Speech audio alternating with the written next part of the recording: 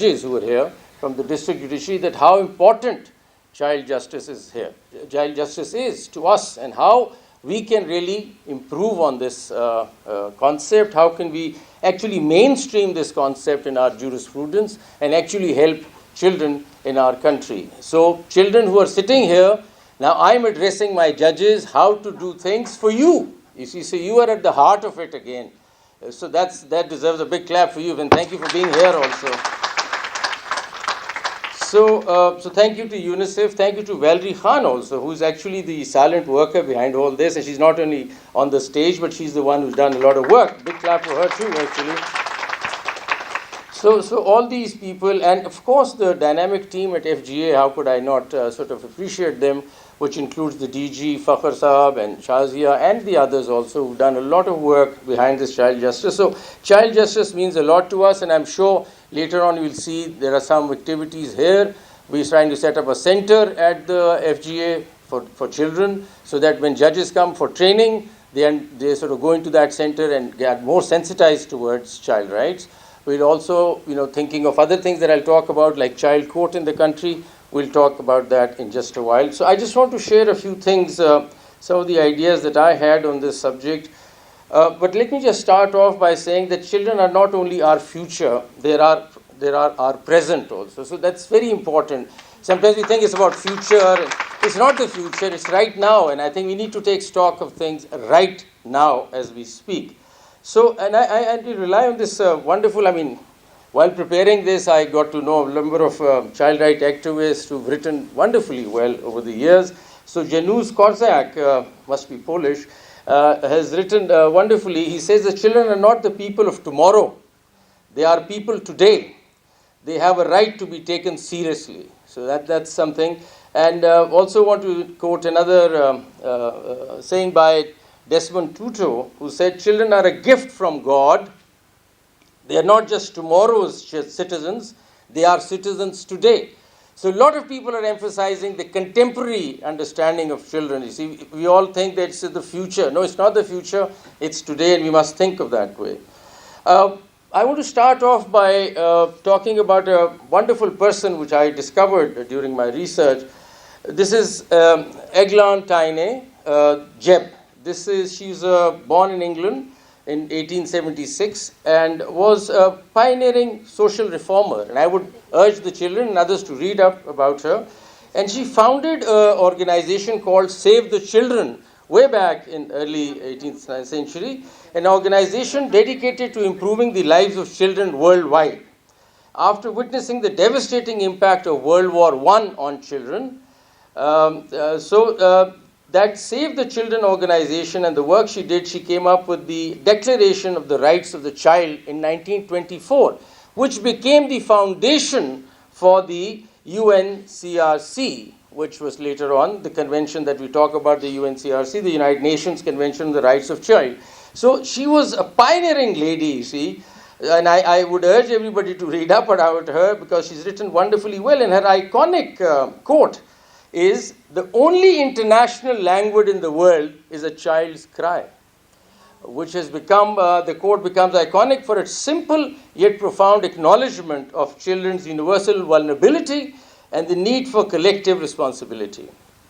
Yet, across the globe, millions of children suffer in silence, disregarded, overlooked, and deprived of justice that they deserve.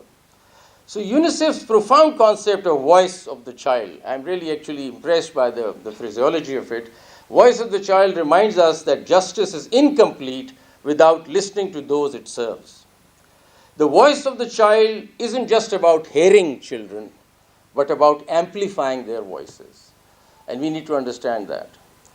We don't really, in the courts, frankly, judges sitting here, we don't really listen to children. हमारे अदालत में बच्चा पेश होता है, माँ बाप से ही पूछ लेते हैं, अच्छा क्या करना है जी, क्या होना है, and as if this is a commodity standing on the side. ये मानते हैं ना ये बात, आप लोग एग्री करेंगे, हम उससे इंटरेक्ट नहीं करते बच्चे से. हम कोर्ट में बच्चा खड़ा हुआ है, हम माँ बाप से बात करते हैं, फैसला कर देते हैं उसकी ज़िंदगी का, उसका भी हक है कुछ कहने का. सो एक जो सबसे बड़ी चीज़ इस कन्वेंशन से निकल रही है वो ये कि लिसन टू चिल्ड्रन. प्लीज़ उनका भी कोई माइंड है, उनकी भी कोई सोच है, उनकी भी कोई फीलिंग्स हैं, उनको सुने. So पहला message ये होगा, please listen to the children in the court. That would be the first lesson for me as a judge. Next time a child appears in your court, listen to the child.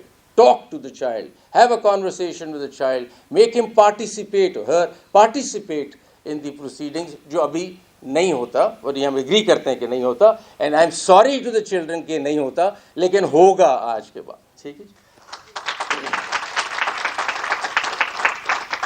So the Voice of the Child program of the UNICEF is actually designed to ensure that children are actively involved in matters that affect their lives, promoting their right to be heard and participate in the decision-making process. This, to my mind, and this to the world perhaps, is child justice that we want to talk about.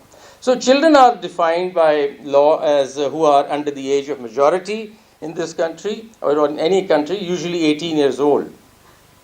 Child justice refers to a specialized system of laws, policies, and practices designed to address the unique needs and rights of children, ensuring their protection, rehabilitation, and reintegration into the society. We need to put the children back into the society. Earlier, Madam Rabia also referred to the fact that tota chori hua to jail mein baitha. That's not it. The children have to go back into the society. We'll talk about diversion and other things. Reintegration is critical for children. I mean, आप इनको आम adults की तरह treat नहीं कर सकते. They have to go back into the society. So when we established the first child court in Lahore, the concept was कि बच्चों को अदालती जो निज़ाम है उसका उनके formative years हैं उनको disturb मत करें, उनको अदालती निज़ाम में से मत गुजारें. So हमने एक child court separate एक complex के बाहर साइड पे बना दिया कि child आए फारग करें, get done with his case so that he gets back to life. You see, rather than his case is tagged along with all the other cases और 15 साल 20 साल बच्चे को भी लग रहे हैं उस केस में से गुजरने के लिए. ज़रूरी नहीं है कि वो criminal case हो. The child could be a witness in a case, the child could be just a respondent in that case or defendant, or could also be an accused. तो उसको फारग जल्दी करें. That was the concept of child courts that we tried to establish, and we plan to do that. And Justice Jamal is here, who is very actively participating in a number of reforms, that we need to take child courts in the country, all over the country. उसको बनाना मुश्किल नहीं है, सिर्फ case management की बात है कि बच्चों के केसेस सारे उधर चले जाएं. And I'm sure Islamabad High Court could have a look at that also. So this system emphasizes restorative approach over punitive measures. That's the critical part. Aiming to create opportunities for children to leading fulfilling lives.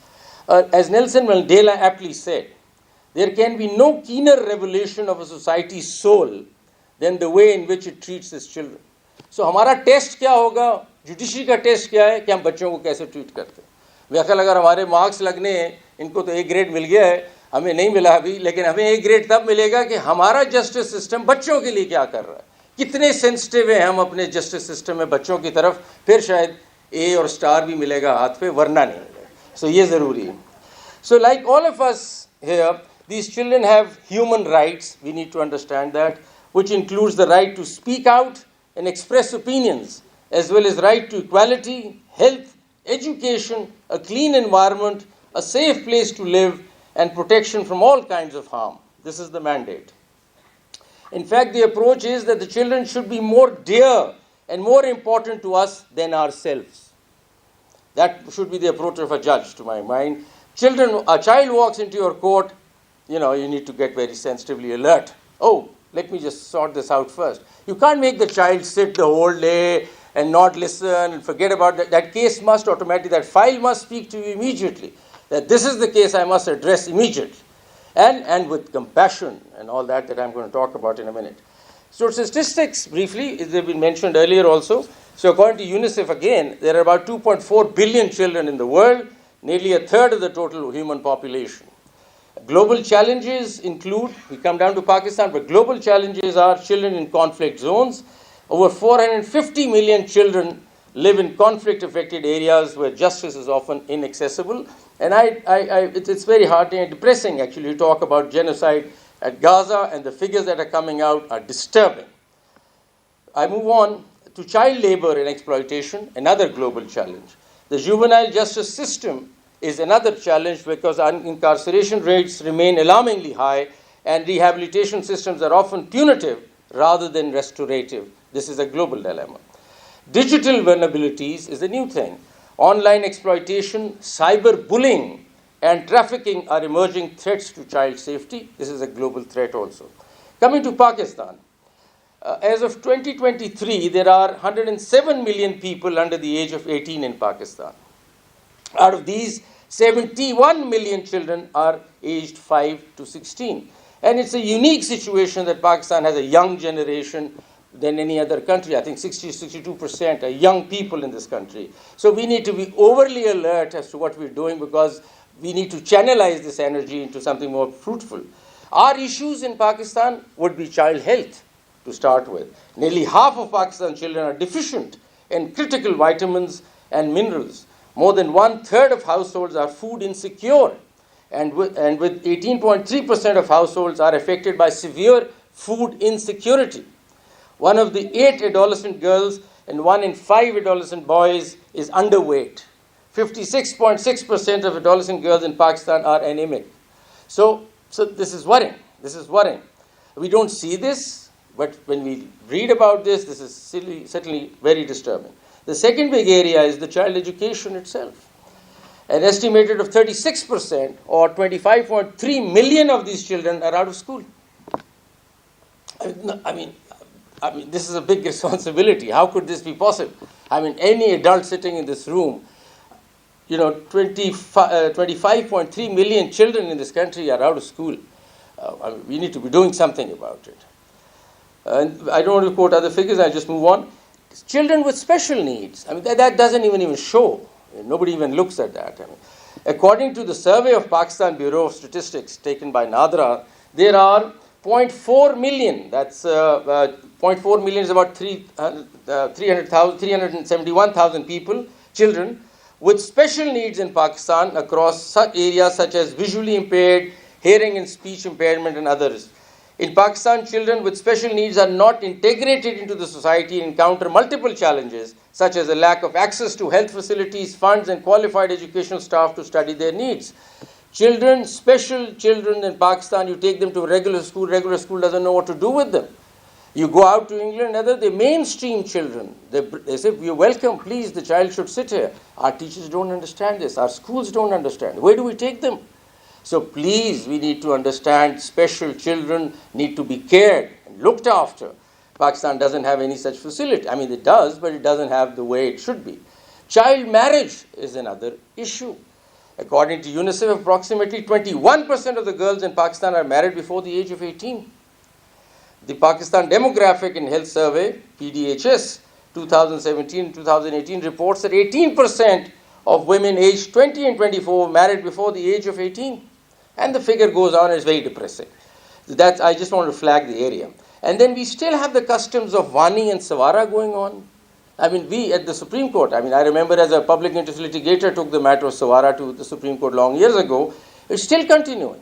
Sawara and Waniya, where young girls, often minors, are given in marriage to an aggrieved family as compensation to end disputes, and they're still prevalent. So shame on us, actually. Child labor, another big area. According to the Labor Force Survey, 2017 and 18, around 12.5 million children between the age of 5 and 14 are engaged in child labor. Then we have child trafficking going on. According to the Trafficking in Person Report 2024 by the US Department of State, the government of Pakistan reported identifying 30,000 trafficking victims. These included 20,000 sex trafficking victims, and then it goes on and on and on, other figures. I'm cutting short. Forced conversions, from other religions to other religions. The population of Pakistan is 96.3% Muslim, but there are other populations, there are forced conversions being made. Then we have corporal punishment, which are really, really disturbing.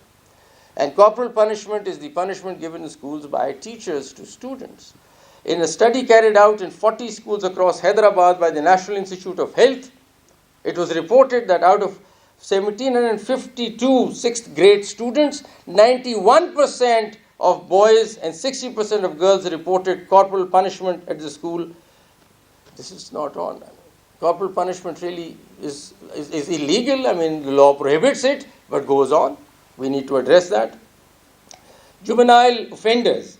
The total number of convicted under trial juvenile imprisoned in various hostels, institutes, and jails Punjab was 645, and the figure goes on, but we need to look at that. We need to get them out of prisons, put them into some other, modes of restoration, that is, diversion and other plans that are provided in the new 2018 Act, to which I'll come. Child abuse is another big problem our society is facing.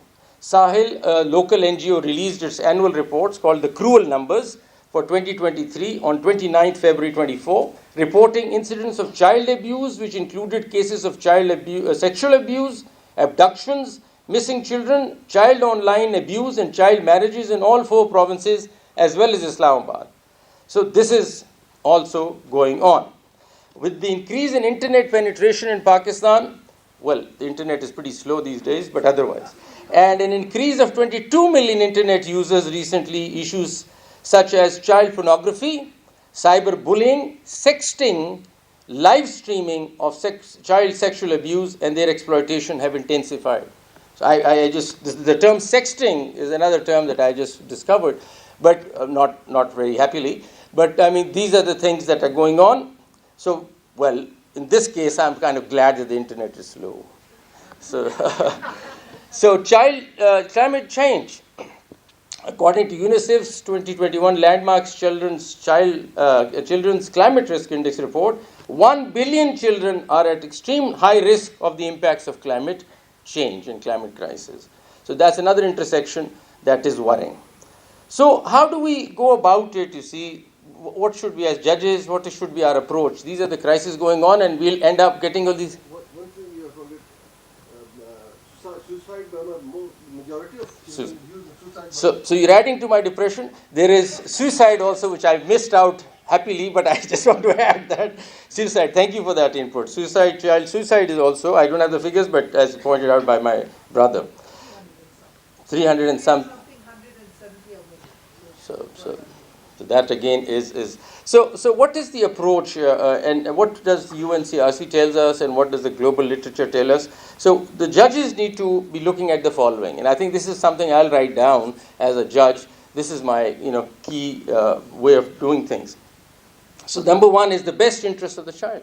Now, we don't have this literature. We just talk about welfare of child when we talk about guardianship and welfare of the child, and that's the term that might have come through earlier jurisprudence to us. But the world is talking about best interest of the child. In serving the best interest of children, we serve the best interest of the humanity, is something that somebody said. In all actions where children are directly or indirectly involved or affected by the justice system, the best interest of the child should be the primary consideration. So that's the first principle. Therefore, in every action, even thought must be given,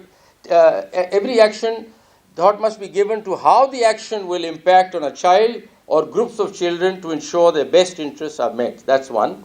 Number two, guaranteeing fair and equal treatment of every child, free from all kinds of discrimination. We have to ensure that the child is not being discriminated. That's the second principle, which comes out very strong. More importantly, advancing the right of the child to express his or her views freely and to be heard. As I said earlier, we need to listen and engage and make the child participate in the judicial proceedings to understand what he wants to say. Children have a particular right to be heard in any administrative or judicial proceedings, either directly or through a representative or an appropriate body in a manner consistent with the procedural rules of national law, which doesn't happen. Next principle, protecting every child from abuse, exploitation, and violence. This is also the responsibility of the court to create that cover, that protection around a child, which is important. We need to move on. Treating every child with dignity and compassion. Now, this is what a judge must have. He must have compassion, or she must have compassion. A judge can't be a judge if he or she does not have compassion.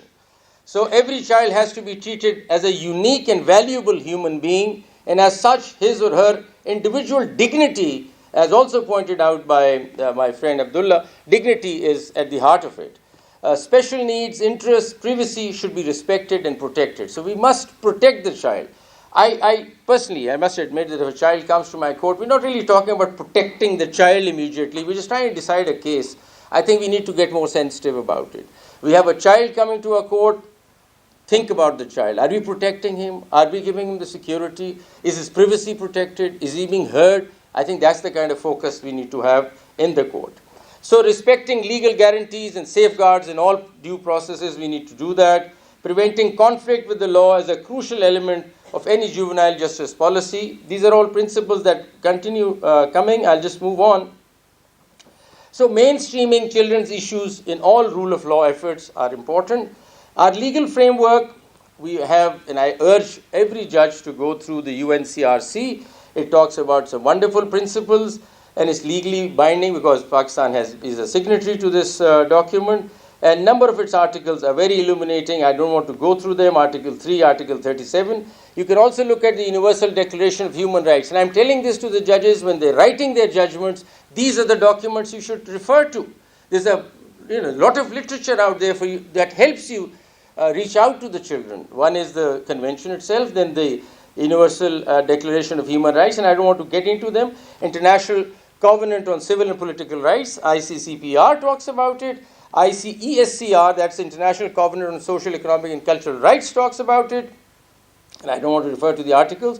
United Nations General Comment number 26 of 2023 also supports this. All these documents are relevant. You can write them in your judgment and, reach out and help the child.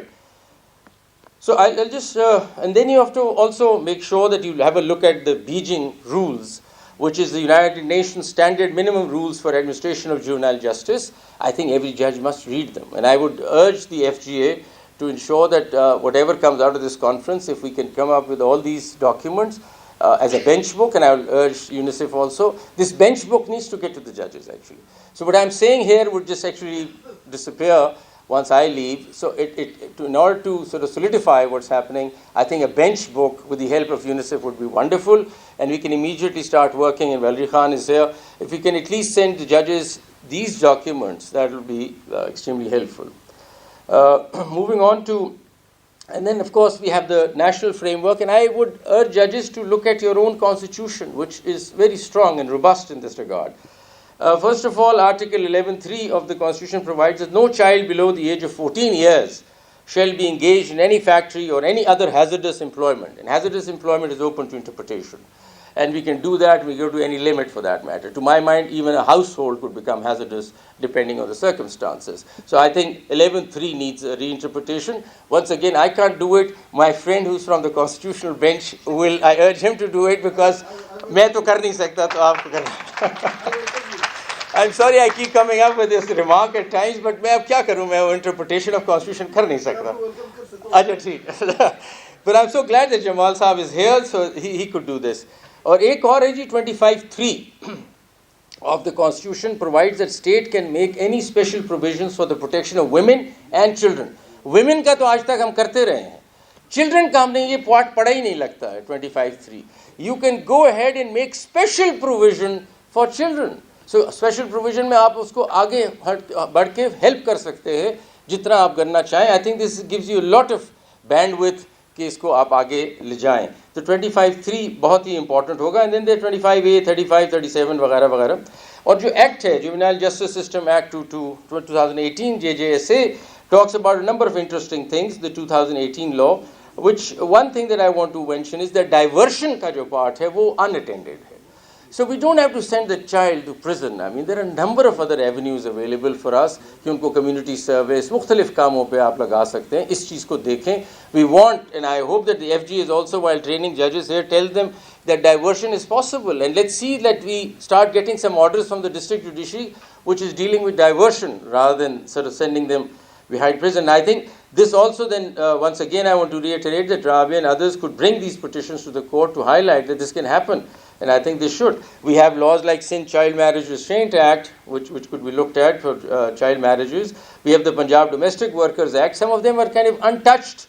Nobody's really talking about them. So this bench book could highlight and bring these to everybody. And, sometimes you don't know that there's a law that exists. If that's there, it will be helpful for the judges to have this. The Khyber Pakhtunkhwa Child Protection Act is there, 2010.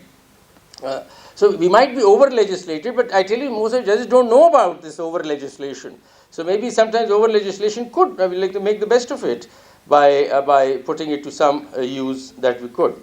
So then coming down to jurisprudence, we've had some recent good judgments. Even Justice Jamal Khan was telling me that he had come up with a very exciting judgment in Balochistan, which I'm not really aware of here, but that too. But otherwise, we've come up with exciting jurisprudence recently talking about the best interests of the child from the Supreme Court. I don't want to talk about the judgments, but you will find out, and hopefully we put them into the bench book also for the judges to understand. I don't want to sort of labor through the recent judgments that we've come up in this regard. Then I want to sort of touch upon another area, which is that sometimes, you see, we come from, as Abdullah rightly pointed out, we come from the Islamic Republic of Pakistan. So maybe there is, there's a lot of wisdom in our own system, in our own religion about this. And sometimes that touches the chord more than maybe just common law systems. So we have an Islamic jurisprudence on this also, and I just want to refer to that. Now, key principles of child justice in Islam. Sometimes these things touch us more being Muslims, and if nothing else works, this could work. And that says that compassion and mercy, which is Rahmah, is the guidance. The Prophet Muhammad, peace be upon him, emphasized mercy towards children. And I quote, "He is not one of us who does not show mercy to our young." So this comes out of it, and the mandate is the judges must prioritize compassion in all decisions involving children, ensuring penalties or judgments focused on reform rather than punishment.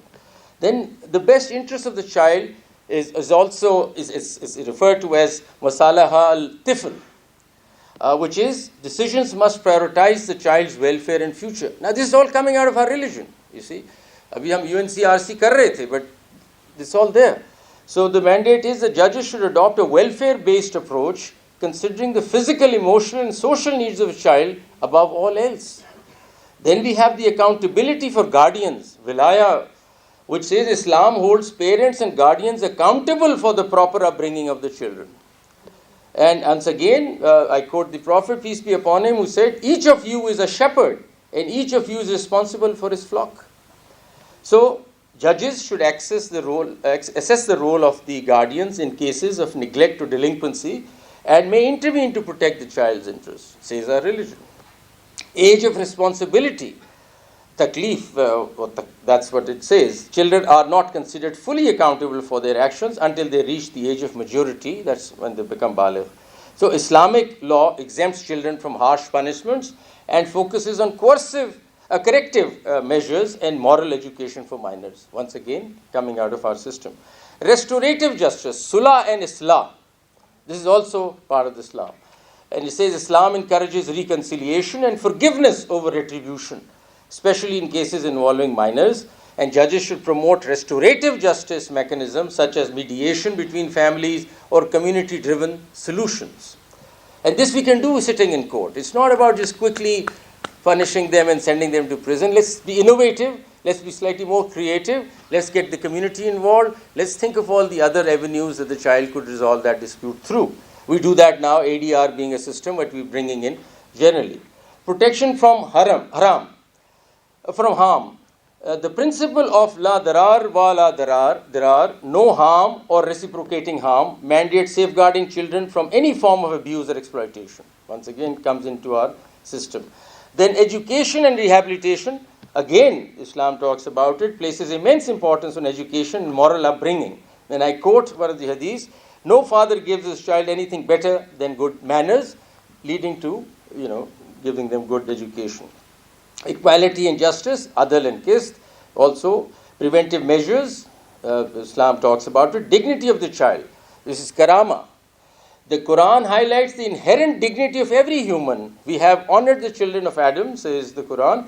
Judges must ensure that judicial process respect the dignity of the child, avoiding practices that stigmatize or traumatize them. So judicial practices which are important, which are mandated by Islam, we must follow as judges, as justice system, would be a child-friendly courtroom, for example. We need to start thinking of that. We need to, and Jamal Khan Sahib is here, we need to, and Justice Kani is also here, we need to think of setting up child courts in the country. It's important.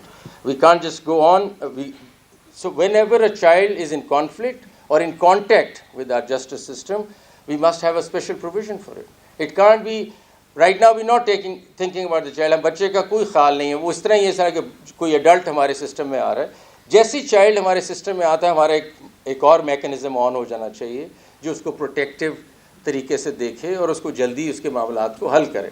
That is what the religion also mandating, that's what the global literature is telling us. So child-friendly courtrooms, avoidance of harsh punishments, ये बात सबने कही है, इसमें echoed earlier, ये punishments का system नहीं है बच्चों के मामले में, we need to be creative on this.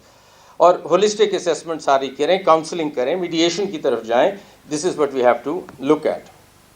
So basically the philosophy that the judges will have to follow or judiciary have to follow is the restorative justice focus. We have to restore things. We don't have to have a retributive approach towards, but restorative approach towards.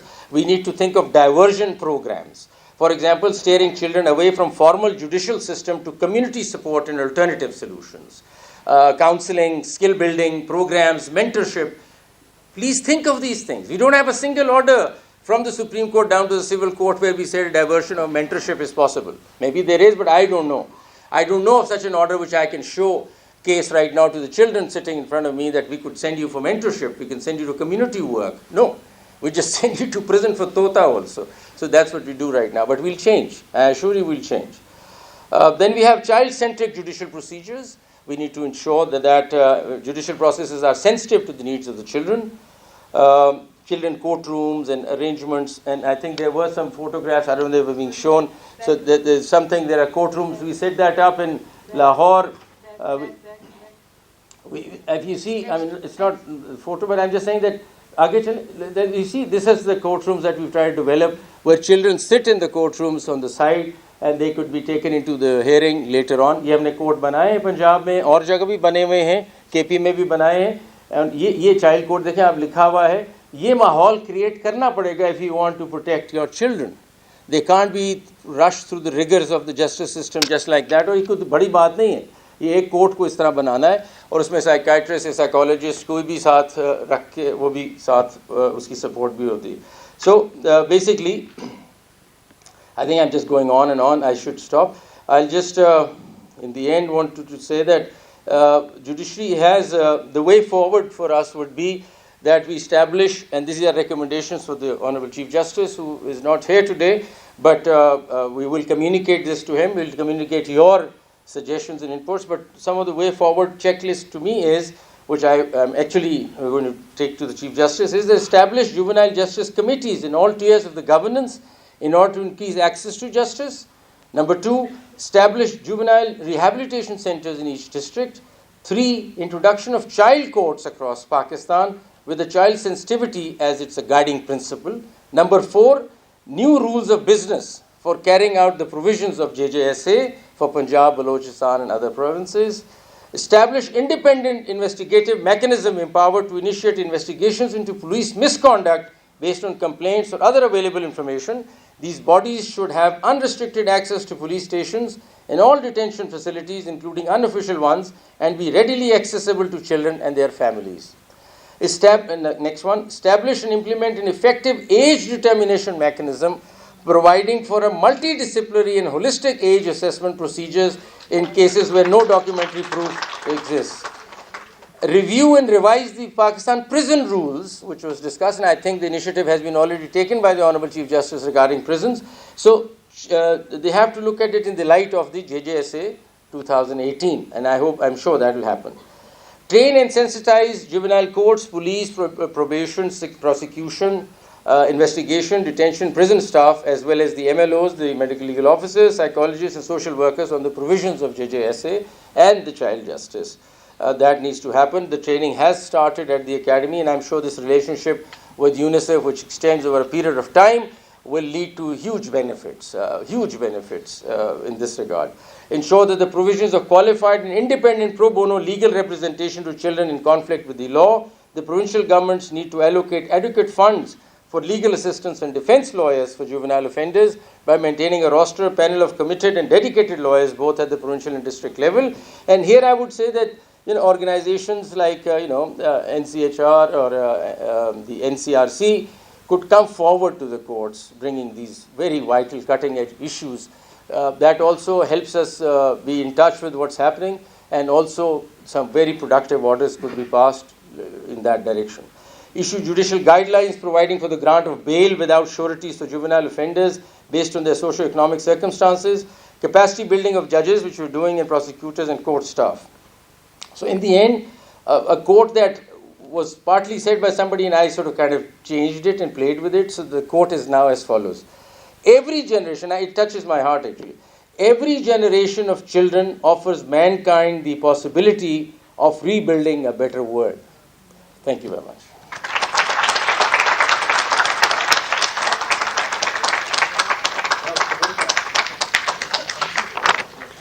Thank you so much for this insightful discourse, Honorable Justice Shah. We always seek your guidance and you are our inspiration. मुझे DG साहब ने कहा है कि मैं 2-3 announcements कर दूं, उसमें से एक ये है